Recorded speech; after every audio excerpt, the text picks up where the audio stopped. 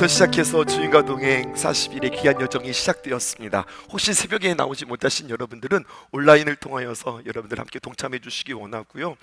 오늘 우리가 새벽에 대략 인원수를 세봤더니 한 185명 나오셨더라고요. 그리고 온라인을 통하여서도 평소보다 훨씬 더 많은 이들이 함께 동참하시고 암흑에 예배합니다 댓글, 하여튼 우리 성도님들 말씀 참 순종 잘해 주시고 잘 들어주셔서 너무너무 감사해요. 그렇게 여러분들 쭉 달려왔어요. 어때요 여러분? 오늘 하루 살아가시면서 혹시 피곤하지는 않으셨어요? 힘들지는 않으셨어요?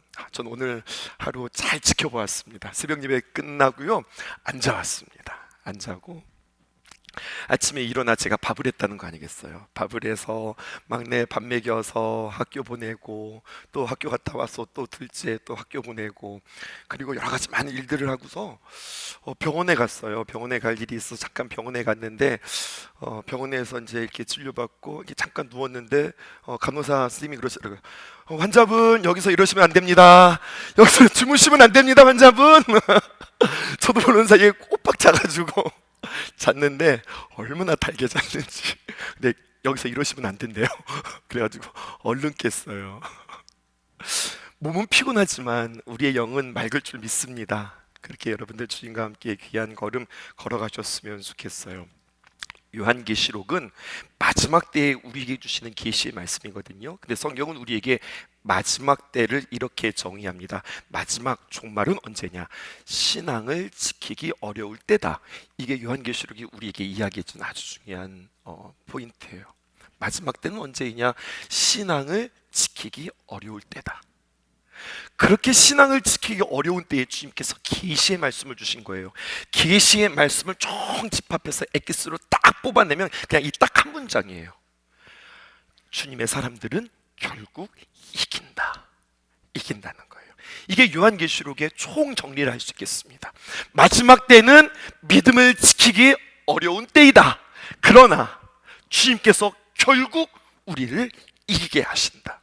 여러분, 승리라고 하는 말 있죠. 사실은 이 승리는 성경에서 볼 때, 특별히 요한계시록에서 볼 때 이 승리는 줄임말입니다. 옛날 학교에 다니면서 국어 시간에 준말이라고 여러분들 배우셨을까요? 줄임말. 이게 국어학적으로, 언어학적으로 표현되는 것이 아니라 성경적으로 표현하는 건데, 성경에서 승리라고 하는 것은 무엇의 준말인가? 최후 승리라고 하는 말의 준말이에요. 그러니까 우리는 승리합니다 라고 하는 것은요, 당장 지금 뭐가 어떻게 되어지는 것이 아니라 결국 우리는 승리합니다. 마침내 우리는 승리합니다. 우리는 최후 승리합니다. 이것이 요한계시록이 우리에게 주는 말씀이에요. 마지막 때에, 종말의 때는 신앙을 지키기 어렵다. 그러나 결국 우리는 승리한다 라고 하는 거죠. 요한계시록을 우리에게 쭉 마시면서 특별히 7교회에게 주시는 주님의 말씀은 아주 규칙적인 패턴으로 우리에게 말씀해 주고 계십니다. 첫 번째, 각 교회에 말씀하시는 그 주님은, 첫 번째, 우리 주님이 어떤 모습으로 나타나세요. 주님이 나타나세요. 그리고 그 교회를 향하여서 칭찬해 주세요. 그리고 책망하세요. 그리고 칭찬과 책망으로 끝나는 것이 아니라 그 교회의 마지막으로 당부하는 이야기들로 이렇게 진행되어집니다.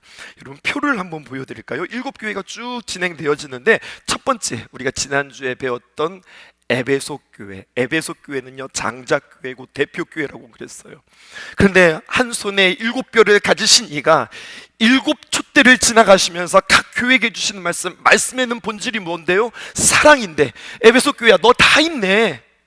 참 여러 가지가 다 있네. 그런데 한 가지가 없어. 근데 그 한 가지가 없는 게 결정적으로 없는 거야. 뭐가 없는 거예요? 사랑이 없어. 첫사랑을 회복해라 라고 주님께서 말씀해 주셨어요. 그리고 오늘 두 번째, 어느 교회를 보게 되어지냐면 서머나 교회를 보게 되어집니다. 그리고 한 번 더 띄워주실까요? 6번째 보냐면요, 빌라델비아 교회. 오탑니다. 빌라델비아 교회인데요, 왜 두 번째 교회와 6번째 교회를 여러분들에게 소개하냐면, 제가 질문할게요. 혹시 우리 한국에 서머나 교회라고 들어본 적 있으세요? 이 서머나 교회를 그 이름 그대로 가져온 교회, 그렇게 쓴 교회 본 적 있으세요? 저는 봤어요. 또 빌라델비아 교회, 교회 이름이요, 신성교회가 아니라 빌라델비아 교회라고 그 초대교회 7교회 이름을 그대로 가져온 교회 혹시 본 적 있으세요? 전 본 적, 뭐예요? 저만 봤어요? 청주에 보면은요, 빌라델비아 교회가 있어요. 서울에 보면은요, 서머나 교회가 있어요. 에베소 교회, 사대 교회 이런 이름들은 잘 안 가지고 오는데 서머나 교회와 빌라델비아 교회는 가지고 옵니다. 이유가 있어요. 왠지 아세요? 두 번째 교회와 여섯 번째 교회는 주님께서 칭찬만 하셨어요. 책망이 없는 교회예요. 오늘 우리가 만나는 이 서머나 교회는 칭찬만 있는 교회예요. 계시록 2장 8절에 있는 말씀입니다. 이렇게 기록되어 있습니다. 먼저 주님께서 그들에게 나타나시지요. 서머나 교회의 사자에게 편지하라. 그래서 주님이 나타나시는데 뭐라고 나타나시냐? 두 가지의 모습으로 나타나시는데, 에베소 교회에서는 오른손에 7뼈를 들고 그리고 7촛대를 다니시는 이가 말씀하시되라고 말씀하셨다면, 서머나 교회를 향하여서 주님께서는 어떻게 나타나셨냐면 자기 자신을 계시하는데 나는 처음이요 마지막이라. 여러분, 계시록 1장 8절, 계시록 21장 6절, 또 계시록 22장 13절에도 나는 처음이요 마지막이라 라고 하는 표현을 어떻게 표현했느냐? 나는 알파와 오메가요, 이렇게 표현하고 있어요. 우리 주님은 어떤 분이시냐? 처음이요 마지막이다 라고 하는 거예요. 이게 무슨 뜻일까요? 여러 가지 많은 뜻이 이 안에는 함축되어져 있어요. 처음 시작하신 그 주님께서 마지막까지 완성해 주시는 분이 바로 우리 주님이시다라고 하는 거예요. 또 모든 일을 시작하신 이가 모든 일을 마치신다라고 하는 뜻도 있다면 어떤 뜻이 있느냐? 처음과 나중이 언제나 동일하신 하나님이라는 거예요. 처음에 시작하셨을 때 능력으로 시작하셨던 그 하나님께서 마지막 끝날 때는 무능력으로 끝나는 것이 아니라 능력으로 시작하신 분이 능력으로 끝난다, 이런 거예요. 주님께서 우리를 사랑하셨던 그 하나님이 우리를 향해서 증오로 끝나는 것이 아니라 사랑하셨던 그 하나님은 끝까지 우리를 사랑하신다, 이런 말씀이세요. 주님께서 우리를 향하여서 신실하셨던 그 하나님께서 나중하셔서는 불신하시는 그 하나님이 아니라 처음부터 신실하신 하나님이 끝까지 신실하신 그 하나님께서 너희에게 나타나서 처음부터 끝까지 너희들을 책임져 주신 하나님이다 라고 우리에게 말씀해 주고 계세요. 그 하나님이 우리의 하나님이심을 믿으시기 바랍니다. 두 번째, 우리 성경은 우리에게 그 주님이 이렇게 말씀하세요. 이 두 번째 표현이 더 멋있어요. 그건 바로 뭐냐? 죽었다가 살아납니다. 사대교회를 향해서 나는 누구냐? 죽었다가 살아났다라고 표현해요. 죽었다 살아났다라고 하는 표현은 무엇입니까? 마귀에게 최고의 권세가 있죠. 어떤 권세일까요? 사망의 권세예요. 그 사망의 권세를 이기신 분이 바로 우리 주님이시다. 이걸 우리에게 말씀해 주세요. 또 이런 말씀입니다. 마지막 때에 우리를 살리시는 이가 바로 우리 주님이시다. 죽었다가 살아나신 이는 죽은 너희를 살리시는 그분이시다. 우리에게 이렇게 이야기하죠. 마지막 세 번째가 더 중요해요. 우리가 죽었다가 마지막 날 주님을 만나고 다시 살아나는 귀한 역사도 있지만 마지막 때뿐만 아니라 우리의 삶에 있어서, 우리의 일상에 있어서 마치 사망과 같은 문제, 희망이 보이지 않는 문제, 불가능해 보이는 문제, 그 가운데 우리 주님께서 해결해 주시고 회복시켜 주시고 답을 주시는 분이 바로 우리 주님이시다. 오늘 성경이 우리에게 나타내 주고 계세요. 오늘 서머나 교회에 나타나신 그 주님의 모습은 동일하게 우리에게 나타나시는 분이심을 여러분들 믿으실 수 있었으면 참 좋겠습니다. 그러므로 오늘 특별히 서머나 교회에서는 어떤 주님으로 나타나느냐? 쓰러지고 넘어져도 또다시 일으켜 주시는 주님. 종말의 때는 어떤 때라고 그랬어요? 신앙 짓기 참 힘든 때. 그러니까 어떻게 되어질까요? 우리가 쓰러지고 넘어져요. 또 고난이 있고 아픔이 있어요. 그런데 그 자리에서 방치하지 않으시고 우리를 일으켜 주시는 주님. 쓰러지고 넘어질 때가 반드시 있다. 근데 거기에서 그렇게 주저앉지 말아라. 내가 너를 일으켜 줄게 라고 약속해 주시는 주님입니다. 오늘 서머나의 이름이 참 귀합니다. 그래서 교회마다 이 서머나라고 하는 교회 이름을 가져오는지도 모르겠어요. 이 서머나의 이름은 어디에서 유래되었느냐? 여러분, 모략이라고 아실까요? 모략이라고 하면 뭐가 생각이 나세요? 성경에 3번 등장해요. 첫 번째, 예수님께서 말입니다. 탄생하셨을 때 동방박사가 예수님께 3가지 예물을 가지고 오죠. 그때의 몰약입니다. 또 경배하며 드렸던 예물의 향료가 몰약이라고 한다면 또 성경에 언제 등장하냐면 예수님께서 탄생과 십자가에서 몰약이 또 한 번 등장해요. 언제냐? 십자가에서 매달려 죽을 때에 그래도 그 사형수에게 그들의 어떤 고통을 좀 감해주기 위하여 당시에 이 포도주에 모략을 탑니다. 그래서 그 모략을 타서 그 예수님께 이렇게 헝겊에 적셔서 그 예수님의 입에 갖다가 이렇게 장대로 이렇게 입에다 갖다 대줍니다. 좀 입에 적셔서 약간 진통제, 마취제 같은 역할을 하는 게 이게 모략이에요. 그걸 입에다가 갖다 예수님께 갖다 드려요. 근데 예수님께서 어떻게 해요? 그것을 거절하세요. 벌컥벌컥 받아 마실 법도 하고 그것으로 그 진통을 좀 감할 법도 한데 주님께서 모든 고통을 다 감수하는 이야기에 모략이 등장합니다. 한 번 더 등장하는데요. 그때는 언제냐? 요한복음 19장 39절에 보니까 예수님의 시신을 장사할 때 모략과 함께 사용되어지는데, 자꾸 모략이라고 하니까 여러분들 잘 머릿속에 그려지지 않으시죠? 제가 사진 가지고 왔습니다. 함께 보실까요? 이게 모략나무예요. 이 모략나무는요, 감람과, 그러니까 올리브 나무과에 해당되어지는 나무래요. 여기에서 모략이 나오는데 어떻게 나오느냐? 그 다음 사진 보실까요? 송진을 생각하시면 좋겠어요. 이 모략나무에 상처를 내면 모든 나무가 이런 진액을 뽑는 것은 아닙니다. 어떤 나무, 아주 특이한 나무일 경우에 이렇게 진액 같은 것들이 나오는데 이것이 마치 송진과 같아서 딱딱하게 굳어지면은요, 다음 사진 보실까요? 이렇게 진귀한 모략석이 되는 거예요. 근데 여러분, 이 모략이 어떤 특징이 있냐면요, 이것이 으깨지면 아주 귀한 향기가 난답니다. 부서지고 으깨질 때에 거기에서 아주 강한, 아주 귀한 향기가 난다는 거예요. 이게 모략의 특징이에요. 서문학교회가 그랬습니다.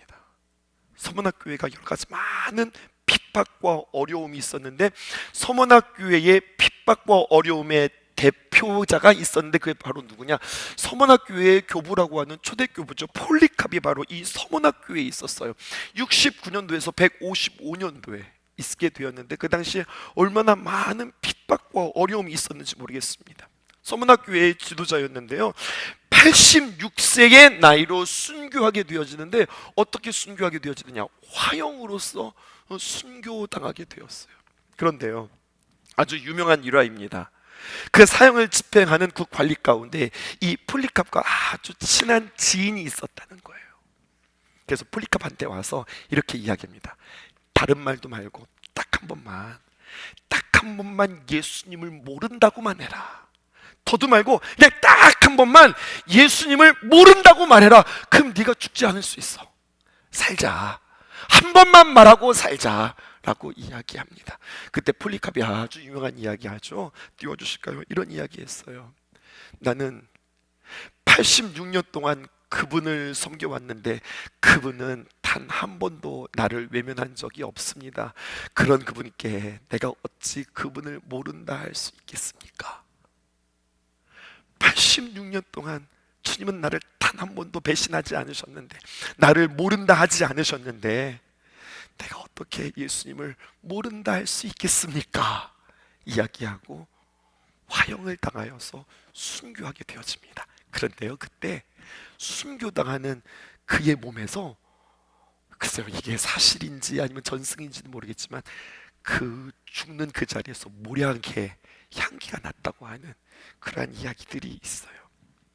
계속해서 서문학교회를 통해서 우리에게 전해주는 이 메시지는요, 여러분, 이런 거예요. 우리 또한 마지막 때를 살아가면서 으깨지는 상황을 마주하게 될 텐데, 그때 그리스도인은 누구냐? 그리스도인은 누구냐? 밟히고 으깨지고 상처나는 그때에 승질 부리고 쾌쾌한 냄새가 나고 고약한 냄새가 나는가 아니라, 그때 여러분, 향기를 바라는 자가 그리스도인이다 라고 오늘 성경은 우리에게 서문학교회를 통하여서 이야기하고 있어요. 우리 이야기 한번 해볼까요? 궁금해요. 주님과 동행 40일을 시작하면서 여러분은 어떠세요? 아니, 피곤하고 말고 그걸 떠나서 어떠세요? 주님과 동행 40일을 시작하면서 어떤 방해들이 있으세요? 없으세요? 어려움들이 있으세요? 없으세요?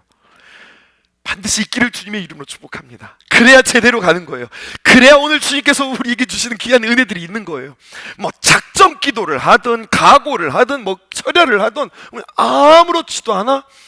글쎄요 여러분, 정말로 내가 제대로 간다면, 정말로 내가 하나님을 만나고 하나님께서 응답하시는 귀한 시간들이 있다면 반드시 방해가 있을 겁니다. 그때 여러분, 마음이 상하고 속이 상하고 방해가 있고 여러 가지 많은 장애물들이 있을 때, 그때 인간의 냄새를 내는 사람들이 아니라, 고약한 냄새를 뿜는 여러분들이 아니라, 그때 그리스도의 향기를 발휘할 수 있는 저와 여러분 되기를 주님의 이름으로 축복합니다. 그 서문학교에 축복하시고 서문학교회를 기뻐하셨던 그 하나님의 칭찬이 여러분들에게 있기를 주님의 이름으로 축복해요. 하여튼간 고난만 와라, 하여튼 어려움만 와라, 그때 나는 진짜 멋있게 그리스도의 향기를 내가 발하리라, 이 각오와 이 마음과, 그래서 이것을 위하여서 주님 앞에 기도하실 수 있는 저와 여러분들 되어지기를 주님의 이름으로 축복합니다. 본문으로 들어가 보실까요? 칭찬해 주십니다. 계시록 2장 9절에 있는 말씀 이렇게 기록되어져 있습니다. 내가 내 환난과 궁핍을 알거니와. 우리 주님은 어떤 분이세요? 안다. 뭐를 아냐? 너희들이 마지막 때에 그 당시에 신앙생활을 하면서 너희들이 환난 당하는구나, 너희들이 궁핍을 당하는구나, 내가 안다. 근데 주님께서 이렇게 칭찬해 주세요. 실상은 내가 부유한 자니라. 실상은 이게 무슨 말이에요 여러분? 진짜 네가 부유한 자야. 근데 성경은요, 내가 부유한 자다라고 표현하지 않고 부요한 자다라고 이야기하고 있어요. 부유와 부요의 차이점을 여러분들 아실까요? 제가 그냥 만들어낸 말이에요. 저기 국어사전을 찾아보니까 그렇지는 않더라고요. 부유하다라고 하는 것은 정말 재벌로 살아가는 거예요. 부자로 살아가는 거예요. 근데 너희들이 부자는 아니구나, 하지만 너희들의 마음이 정말로 부유하구나. 주님께서 그렇게 이야기하시네요. 어떻게 부유하냐? 자신들이 부유하다고 착각하는 사람들을 주님께서 말씀하고 있습니다. 계속해서 말씀을 띄워주실까요? 이렇게 이야기합니다. 자칭 유대인이라 하는 자들의 비방도 안다. 나 알아. 뭐를 알아? 주님께서 뭘 안다시는 거예요? 내가 만난 환난도 알고 핍박도 알아. 근데 너 실상은 네가 부유한 자야. 근데 그거 알아? 자칭 유대인이라고 하는 자들의 비방도 내가 알아. 그들은 부유하다고 여기지만 실상은 부유한 것이 아니라 그들은 너무나도 가난한 자야. 핍절한 자다. 주님께서 이야기해요. 누가 이야기해 주는 것도 아니고 자칭 유대인이라는 거예요. 여러분, 자칭 유대인이라고 하는 사람들은 어떤 사람들일까요? 이런 겁니다. 나 스스로 우리가 유대인이라고 이야기하는 사람들은 하나같이 우리는 하나님을 사랑하는 사람들이다. 하나님으로부터 선택받은 자들이다. 하나님께서 기뻐하는 자들이다. 우리는 선민, holy people, 우리는 거룩한 백성이라고 자칭 자신들이 그렇게 이야기하지만 주님은 뭐라고 이야기합니까? 실상은, 진짜는, 주님께서 진짜를 말씀하세요. 진짜는 너희가 부유한 거고, 그들은 진짜는 유대인도 아니고 하나님을 사랑하는 자들도 아니고 하나님의 말씀을 흠모하는 자들도 아니고, 그들은 누구냐? 사탄의 회당이라, 마귀의 소굴이다 라고 주님께서 말씀하세요. 마태복음 23장 13절에 있는 말씀이 생각이 났습니다. 주님께서 이렇게 책망하시지요. 와 있을진저 외식하는 서기관들과 바리새인들이여, 너희는 천국 문을 사람들 앞에서 닫고 너희도 들어가지 않고 들어가려 하는 자도 들어가지 못하게 하는구나. 주님께서 예수님 시대에 있었던 외식하는 바리새인들과 서기관을 책망했던 모습이에요.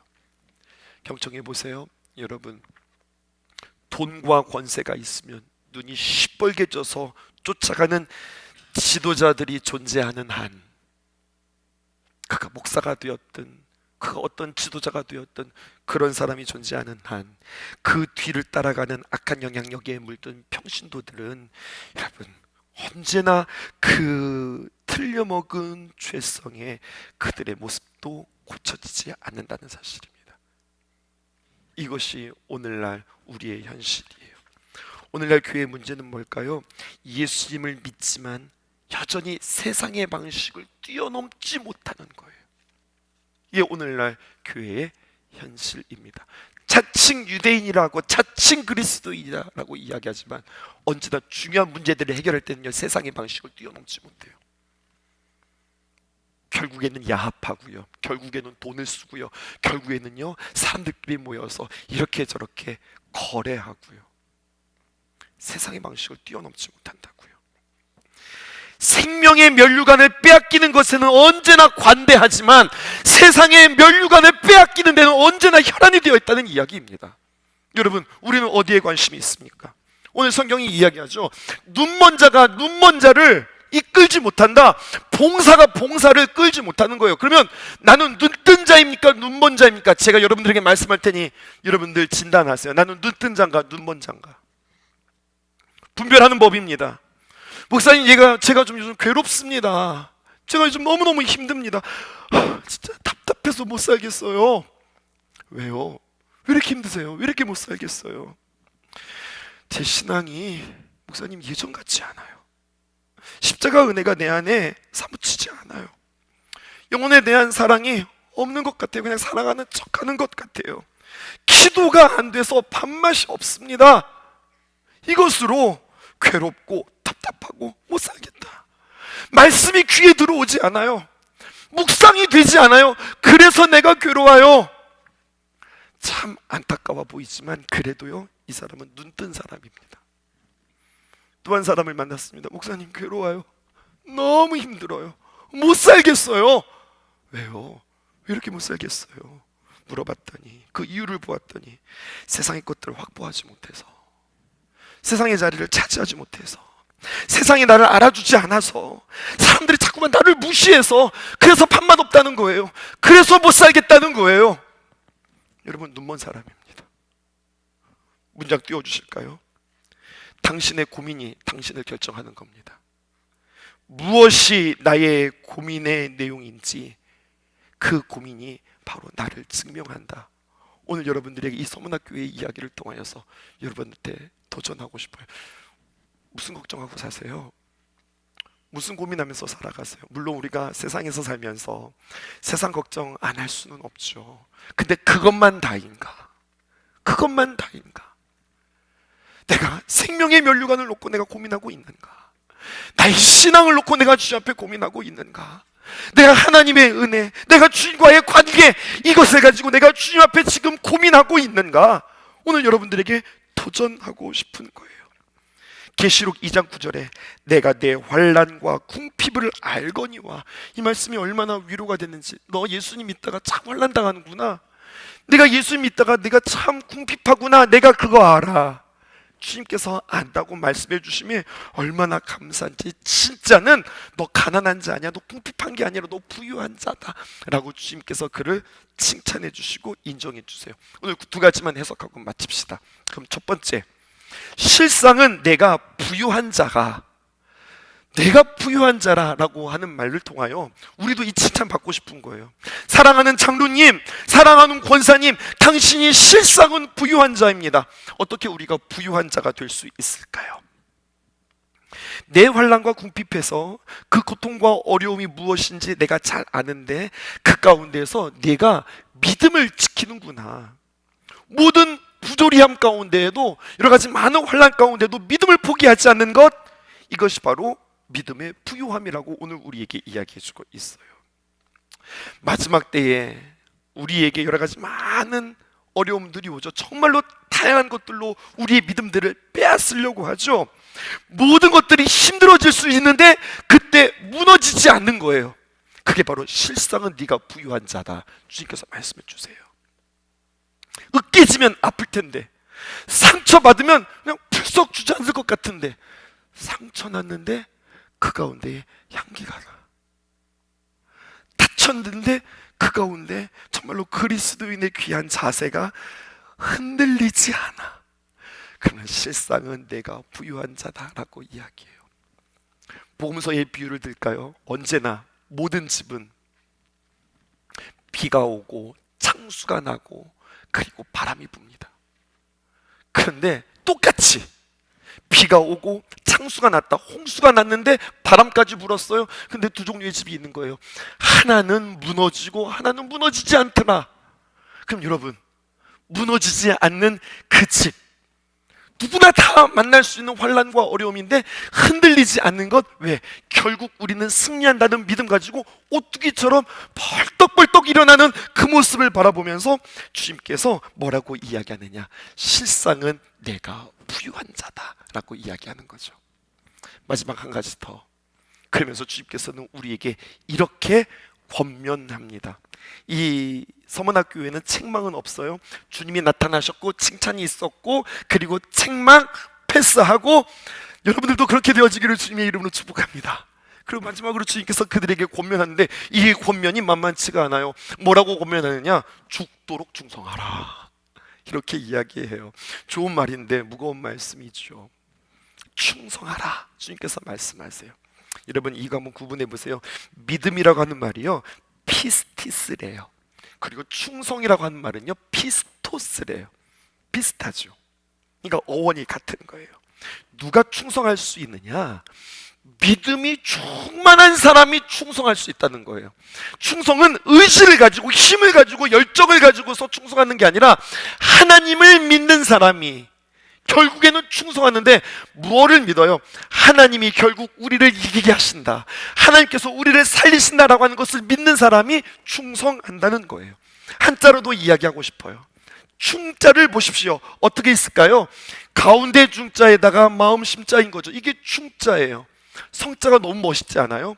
말씀을 이룰 성자를 써요. 말씀을 이루는 것이 그 마음의 중심에 있는 사람, 이렇게 해석해 보면 어떨까요? 이게 바로 충성이라는 거예요. 오늘 주님께서 말씀하시는데 어떻게 충성하라고 하느냐? 죽도록 충성하라는 거예요. 아니, 왜 죽도록 충성하라고 그럴까요? 열심히 충성하라 라고 하지 않고 왜 죽도록 충성하라고 그럴까요? 할 수 없을 것만 같은 가운데에서 너희들이 충성해야 된다는 거예요. 할 수 있을 만한 것 가지고 충성한다면 열심히 충성하라 라고 주님께서 말씀하실 거예요. 근데 주님께서는 뭐라고 이야기해요? 죽도록 충성하라 라고 이야기하는 거예요. 할 수 있을 것만 같은 상황에서 충성하는 것은 죽도록 충성하는 것이 아니라 기쁘게 충성하는 거죠. 할 수 있는 거니까. 근데 할 수 없는 거예요. 말씀이 잘 지킬 수 없는 여건이 주어지는 거예요. 근데 그때 하나님께서 팔짱 끼시는 하나님이 아니라 죽을 것만 같은 그에게 죽도록 충성할 수 있도록 하나님께서 도와주시고 힘주신다고 하는 이야기입니다. 이게 바로 하나님의 귀한 말씀이에요. 그러면서 2장 10절에 이렇게 마무리합니다. 보실까요? 너는 장차 받을 고난을 어떻게 하라고요? 두려워하지 말아라. 볼지어다 마귀가 역사한다. 마지막 때는 마귀가 역사한다. 어떻게? 장차 너희 가운데서, 그런데 표현을 보세요. 몇 사람을 옥에 던져 시험을 받게 하리니.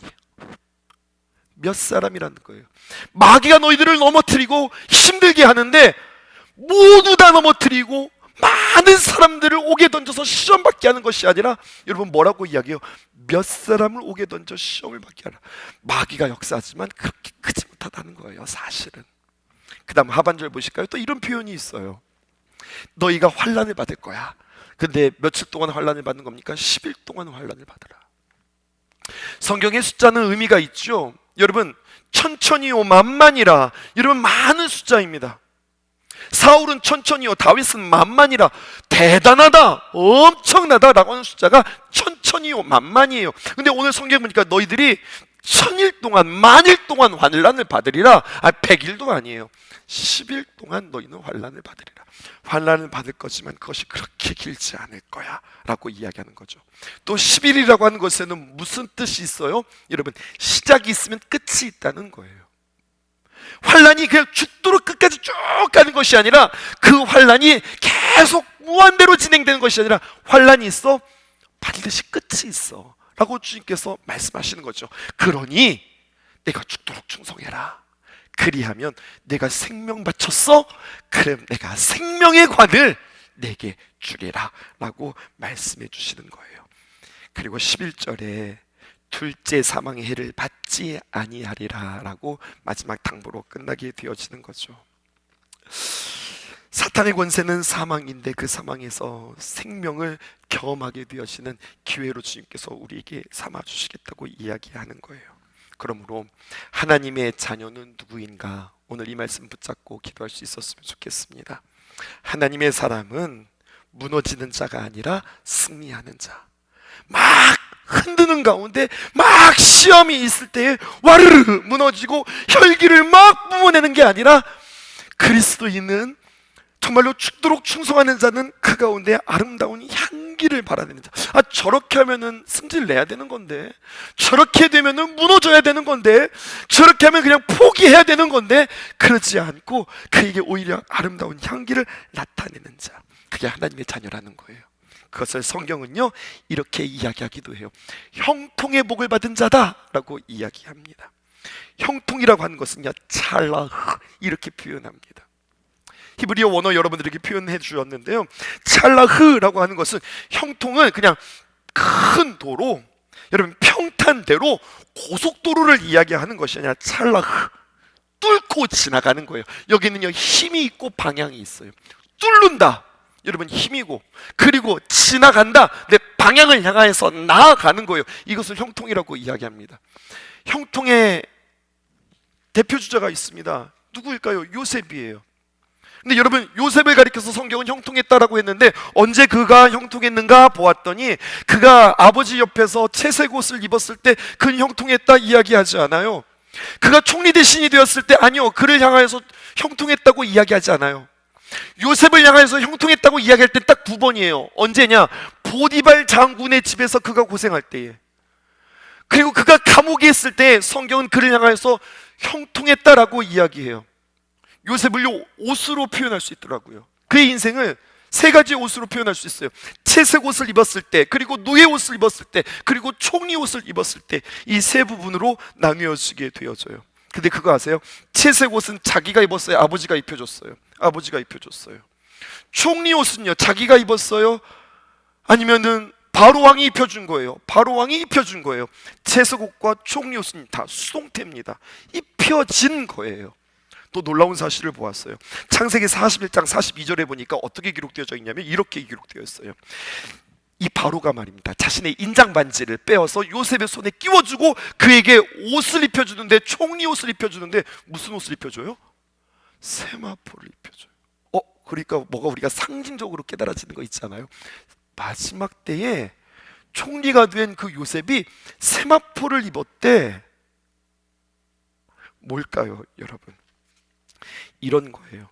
채색 옷, 총리 옷, 아버지에 의하여서 옷이 입혀졌고, 그리고 바로에 의해서 옷이 입혀졌다면, 그림 다시 한번 띄워줄까요? 노예에 있을 때 그는 형통했다고 그랬는데요, 여러분, 자기 힘으로, 자기 스스로 옷을 집어 던지면서 자기가 뚫고 정확한 방향을 향해서 나아갔던 그 시절을 성경은 뭐라고 이야기하냐?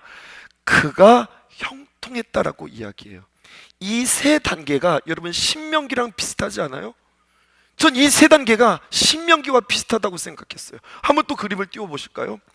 모세의 일생도 세 가지로 나눌 수 있습니다. 이스라엘 백성들의 역사도 세 가지로 나눌 수 있어요. 어떻게? 가나안 때와, 그리고 광야와, 그리고 가나안 때입니다.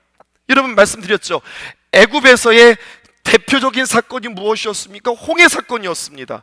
여러분, 가나안의 사건에 있어서 가장 대표적인 사건이 무엇입니까? 여리고성이었습니다. 그런데 애굽에서 홍해가 갈라지는 것도 하나님께서 다 갈라주셨고, 가나안에서 여리고성이 무너지는 것도 하나님께서 다 무너뜨리셨어요. 그런데 광야에서는요, 자신이 뚫고 나가는 겁니다. 자기 옷을 자기가 스스로 벗어 던지는 힘과 밖으로 뛰어나가는 그 요셉처럼 광야에서는 말입니다, 하나님만 의지하고 형통의 충성을 발휘하는 자리가 바로 광야라고 오늘 성경은 우리에게 이야기해주고 있어요. 안주인이 눈 껌뻑껌뻑거릴 때 말입니다, 그냥 하나님께 배반하고 그냥 내가 그냥 저기 좋은 거지 이럴 수 있지만, 안주인이 눈 껌뻑껌뻑거릴 때 마치 폴리캅처럼 내가 하나님을 배신할 수 없다고 그렇게 이야기하면서 방향 제대로 잡고 뛰쳐나갔다고요. 그리고 성경은 그것을 뭐라고 이야기했다고요? 형통이라고 이야기했다고요. 이스라엘 백성들이 광야를 지나가면서 정말로 끝이 보이지 않고 미래가 보이지 아니하지만 하나님의 말씀 붙잡고 구름 기둥이 인도하는 대로, 불 기둥이 인도하는 대로 그 걸음으로 한 걸음 한 걸음 걸어가는 그 방향과 그 힘, 그것이 이스라엘 백성들이 주님과 함께했던 형통의 시간들이 훈련되어지는 시간들이었다고요. 오늘 말씀 마치고자 합니다. 여러분, 죽도록 충성하는 그에게 네가 생명을 바쳤으니 내가 네게 생명을 주리라 말씀하시는 그 말씀 앞에서 여러분, 우리가 막 지금 사냥이 죽니 이러한 문제들은 아니지만 신앙의 여러 가지 많은 문제들이 올 때 오늘 이 밤 주님 앞에 기도하실 수 있으셔야 돼요.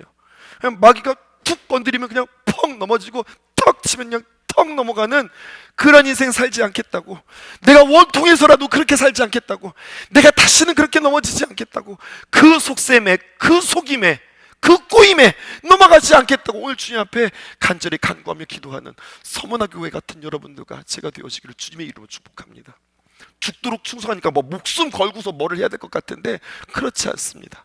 순간순간 우리의 삶 속에 우리의 영적인 생명을 공격하는 그 마귀의 사단의 그 계략 앞에서 하나님 분별하게 해주세요. 하나님의 귀한 자녀로서의 그 자세를 잃어버리지 않도록 주님 도와주세요.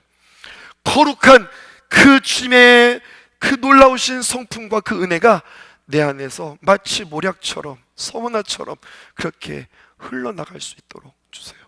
하나님, 내가 만약에 시험이 온다면 이번엔 주님과 함께 그 시험을 멋있게, 유연하게, 크게, 화통하게 넘겨보겠습니다. 마치 누구처럼요? 요셉처럼 말입니다.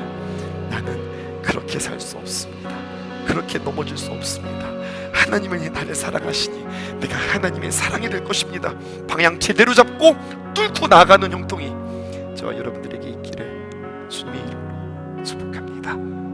주께서 다스리네 내 삶을, 주께서 다스리네 내 삶을, 주께서 일하시네 지금도,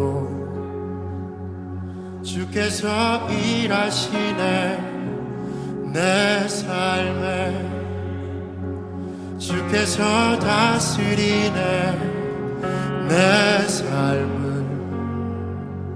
주께서 다스리네 내 삶을,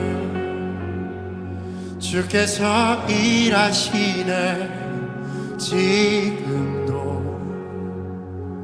주께서 일하시네 내 삶에, 주님만 의지하여, 주님만 의지하여, 주님만 의지하여, 주님만 의지하여, 주님만 의지하여, 주님만 의지하여,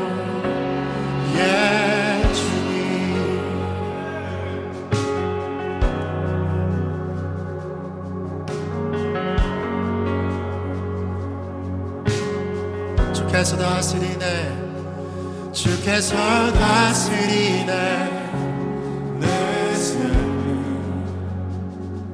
주께서 다스리네 내 삶을, 주께서 일하시네, 주께서 일하시네 지금도,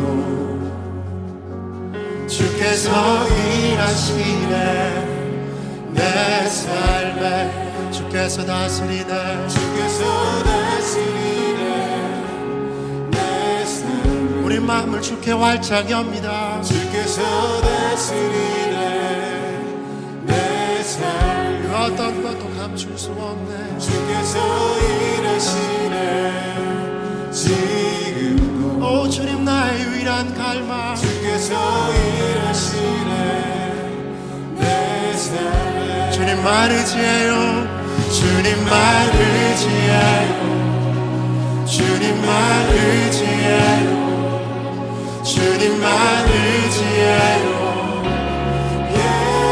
주님, 주님만 의지하여, 주님만 의지하여, 주님만 의지하여,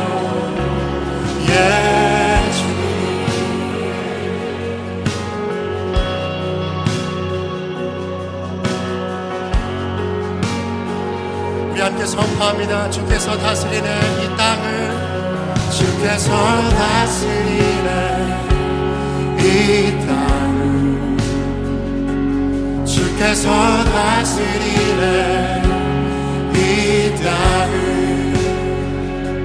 주께서 일하시는 이 순간, 주께서 일하시는 이곳에, 주께서 다스리는, 주께서 다스리는 이 땅을, 주께서 다스리는 이 땅을, 주께서 일하시는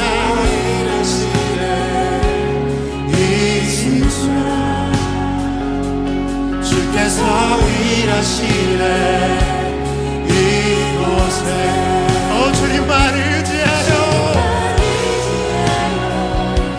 주님만 의지하여, 주님만 의지하여, 예 주님, 주님만 의지하여,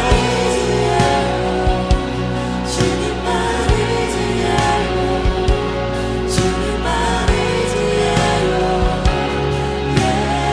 주님만 예배요, 주님만 예배요, 주님만 예배요, 주님만 예배요, 예 주님, 주님만 예배요, 주님만 예배요, 나는 물러서지 않으리, 예 주님, 주님만 예배요,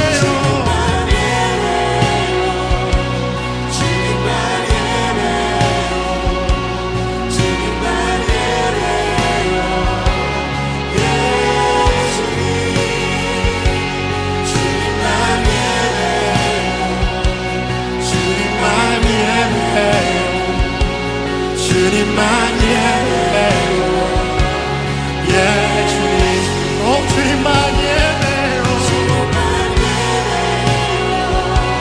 주님만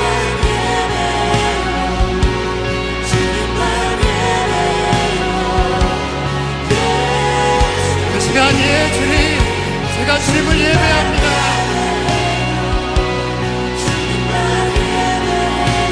우리 함께 시간 모두 주 앞에 일어서서 예배합니다. 주님, 당신을 예배합니다.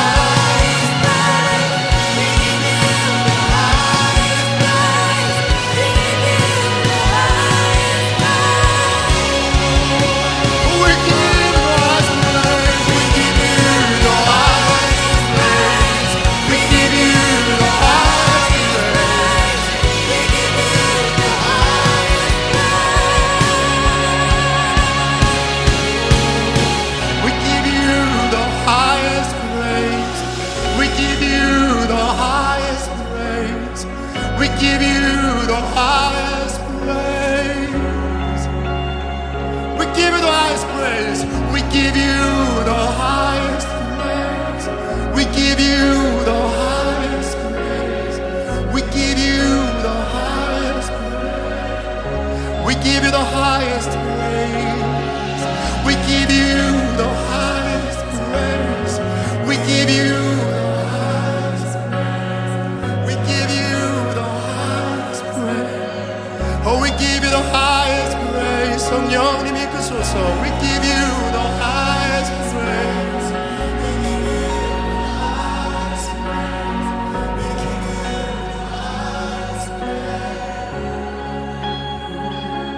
주님만 예배해요. 주님만 예배해요. 주님만 예배해요. 예 주님 예 주님만 예배해요. 주님만 예배해요. 주님만 예배해요. 예 주님 우리 한 번 더 주님만 예배해요. 예 주님만 예배합니다. 오 나의 영혼아 예 오 주님만 예배해요.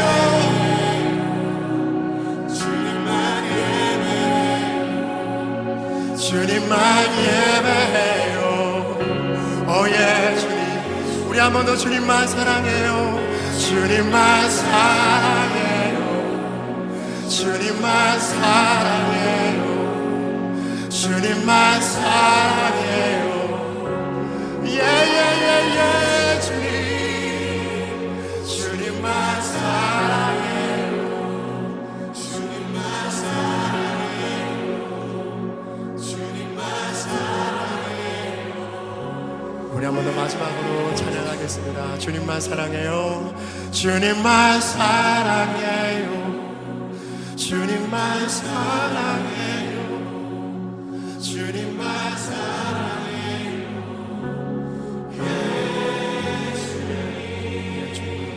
주님만 사랑해요. 주님만 사랑해요. 주님만 사랑해요. 예 주님 예예 주님만 예배합니다.